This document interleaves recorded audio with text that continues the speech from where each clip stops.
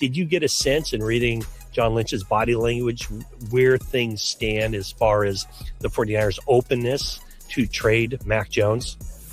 I mean, John Lynch is saying that they love having Mac Jones in the building. And, he brought out a little bit more of Brock Purdy. Brock Purdy gave him a little bit more. Like, they learned from each other. They really like their quarterback's room. But it also is just the beginning of this season where, there's not a talk yet.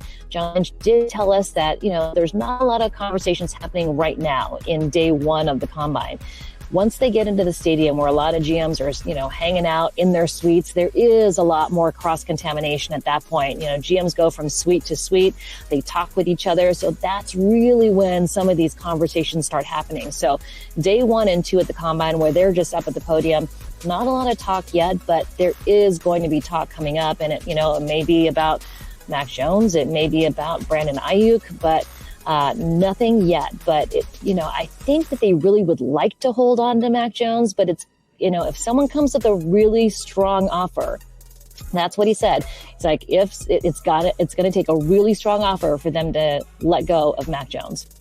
I would think the 49ers have a pretty good idea with all those guys. I mean, there are telephones, right? There are mobile phones where GMs, they don't have to they don't have to just randomly bounce into each other at the Combine in order for a trade discussion to start. So, right, I mean, I would think he has a pretty good idea what the trade market, if there is a trade market, will be for Mac Jones.